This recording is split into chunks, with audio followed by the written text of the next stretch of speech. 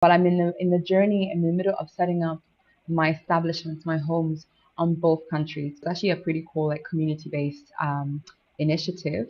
But I remember initially when I first came across it, I was like, what?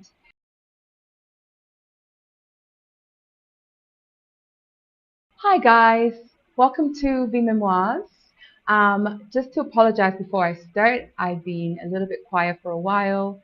Been trying to fix some things. New mic, as you can see there, and also just thinking about new content so I can keep it consistent. But either way, welcome back. For those of you who are new to my channel, welcome to the memoirs, the VM coaching online. My channel is really about discussing my journey as a development economist, also as a diaspora, returning back to my home country in Africa, which is Tanzania. Please do go back into my YouTube channel and check out a video I did where I discussed why I decided to return back to Tanzania from Europe, as well as how I entered the international development. This channel is really about putting together a series of video experiences and also advice, and then eventually coaching sessions and also online courses that would give you some advice on how I led my life to be where I am today. Basically a 10-year plan in the making that I decided to come back home, but also kind of built a dual life, which is including my life in Tanzania as well as my life in the UK. So for today's video, I want to discuss how I manage my finances as a diaspora. So how do I manage finances as a dual identity, a dual. Before we carry on, please don't forget to subscribe to my channel, as well as click on the alert button so that you can get alerts when new videos come out. Before I start, I'm going to keep looking back up and down, so please don't mind me. I want to just sort of structure this conversation. What I'm trying to discuss today is something that I thought about quite deeply before I made the move to come back to Tanzania, and that is, how do I manage my finances? So what that means is, obviously right now, as you all know, I live in Tanzania, but I'm in the journey in the middle of setting up my establishments, my homes on both countries. That does mean that I need to be very wary and aware and alert about how I manage my finances. That also means I work with two currencies. I work with the pound. I also work with the Tanzanian shilling. Sometimes I work with the dollar as well, depending on like what exactly I'm doing. So I'm just going to break it down to how exactly I thought about this in terms of the elements and essentials, and then currently where I'm at, and then where I'm looking to be. Essentially, the thing that I really wanted to make sure I had before I left was an emergency fund. So this meant that wherever I'm based, whether I'm in the UK or in Tanzania, there needs to be a pot of money that's just in case I'm, in need of something I can access to. If I'm in the country, I will put into a pot that is easily accessible. But if I'm not in the country, I'm okay to put it somewhere that's going to take a few days to take out. So in the UK, for example, I initially started with the fixed ISAs, which you put in money monthly and then it adds up. And then the issue with that is, because it ended, the year had come up to the end, it was just sort of sitting there and not earning any interest. So I decided to put it in an index fund afterwards. Advice for you to consider an emergency fund, something along the lines of 3 to 6 months of your cost of living in where you're living. So for me, obviously Tanzania and UK are very different. UK at the moment, I saved about £2,000. I'm looking to add a bit more, just in case, I ever go to visit there, anything happens, I have some funds in there. But it's all going to be based in an index fund. In Tanzania, I currently work in a full-time job, so I earn salary from here. Find out the different products that are existing in Tanzania, which are quite different from the UK. So I came across something that's known as the UTT, which is pretty much the best deal you have in the market at the moment. And UTT is basically like a bond where you put your money in and you get monthly dividends. You can, I think it's monthly or quarterly dividends, but you can decide not to get monthly or quarterly and just reinvest that money, and that's what we call like a growth fund. Other options are bonds, like government bonds, but also it's a bit difficult because you have to get a really good return, you have to put a lot of money in there, and it can be quite competitive. So putting a small amount doesn't really make a difference, but of course saving is saving, so that's also an option for people to put in Tanzania. Other options as well, there are some fixed deposit with banks in Tanzania. It's not a culture of saving right now. People do save, but it's not the same kind of culture of saving that I got used to when I used to live in the UK. So people don't really use a lot of fixed deposits and the different products the banks offer. So this is an example. I opened a savings account with my current bank, which is Stanbic. This is in Tanzania, and I then discovered they charge me for managing a savings account, which kind of defeats the purpose. So I save money in there, you don't really get interest, but you get charged for managing it. So I'm actually in the middle of closing it down. But all that I need to go through that so that I learned that it's just different here. Another way of saving money here is through what we call SACCOs. And these are basically it's groups of communities. It could be either through work, it could be through your church, where you come together and you save, and you have different modes. Usually, what normally happens is they use as a lending mechanism. So we all put together a pot of money, let's say £300 each month, and then one person gets the chance to borrow and then pays it back, and then so on. SACCOs are usually like a year for most parts. They might be longer, but the average is usually a year. And then within a year, you get all your money back. And then some SACCOs include interest rates, so you get money back and interest rates, of which they have charged for those people who have been borrowing money. It's actually a pretty cool, like, community-based initiative. But I remember initially when I first came across it, I was like, what? There are other options. Please, for any Tanzanians who are watching this video, please do comment if I missed anything.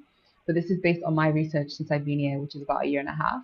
So the essential is emergency fund, and you need to make sure you have an emergency fund for any country. I think if you are trying to establish yourself in both a country of your origin and the country that you are living in and so on, you have to make sure that you have some money in case anything happens in the currency, just to make it easier for yourself. Of course, if I had no money in Tanzania, I can transfer some money from the UK into the country. There are ways which I can talk about if you're interested to know. The other way around is actually quite possible, and that's just because generally Tanzania doesn't allow income outflows for no reason. If I was buying something and showing an invoice, that money can go out, but otherwise the Bank of Tanzania doesn't allow money going out of Tanzania. Actually, I discovered that like quite late in the game. I had assumed that you can just transfer money between both countries. You can't move money away from Tanzania to the UK, so it means I have to have an income generating activity that takes money to the UK and then keep money in Tanzania for Tanzania. That's a story for another day. For my UK situation right now, like I mentioned, I do some side hustles. I do believe that you should consider doing some side hustles, maybe one or two, at any point of your life, anywhere you are. Never mind if you're a diaspora, if you're trying to move away, it's just a good thing for you to do, because you never know when your job might decide to do.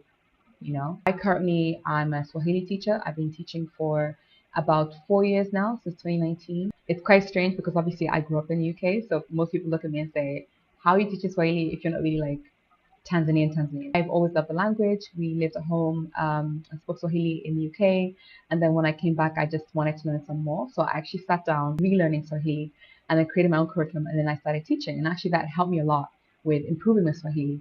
And then I started charging for it, and then now, 4 years later, I have online courses, I have materials and books and so on. So please do check it out. I do advise you to make sure that you have side hustles, and especially in my case, this is not for all countries. Some countries you can have that transferable access to money, so you can move your money from one country to another. But having side hustle has helped me make sure that I can still earn income in the UK, but at the same time earn income in Tanzania. And any other business I do with this channel, for example, will likely be traded off to the UK. And then I've registered as a sole trader in the UK at the moment, where I pay taxes on that. But eventually, when things do get a bit bigger, I will set up a remote company for the UK. And in the case of Tanzania, as most of you will know, I work full time. I work in development, in international development, as an economist, and I do research in industry. It's a UK-based foundation, and that's my salary. So my salary pretty much helps me cover my living costs here, in my emergency fund and so on. And I am in the middle of looking to try and see if I can invest in real estate. That's really my current situation, and I'm really looking to expand all of the above: the work, the sort of full-time job salary work, as well as my businesses. But going forward in the future, what I would like to see is I would, for myself, just building this sort of budgeting, but finance in general and financial freedom, I would want to own houses in both locations. No, I might be there, might not. I haven't decided if I'm going to live in the UK afterwards. I want it to be somewhere that I can have if I do decide to go back. And then obviously if I'm not, it can always be a rental property. And then similarly in Tanzania, I'm also looking to figure out how to get a property here. And again, if I come back to the UK, I can rent it out. Or if I decide to stay here, then I can also just have it as a rental property, or I can live there. So those are my two biggest core dreams, of which I think that any diaspora who's going back should consider as well.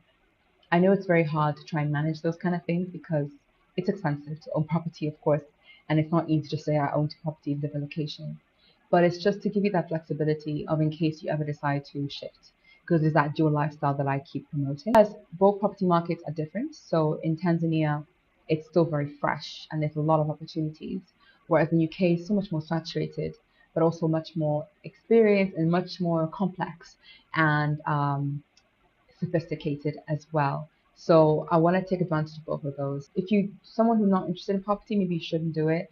But as you know, most YouTubers and most advisors in finance talk about property is one of the best ways to try and grow your um, financial capacity, financial freedom, and financial level. I'm also trying to expand my businesses. I do want to start doing more online passive income, really expand this channel, for example, expand my language school as well, which I can talk about in more detail what exactly that's about. But again, check out my YouTube channel link on this page below, which will take you straight to Lugha Swahili School.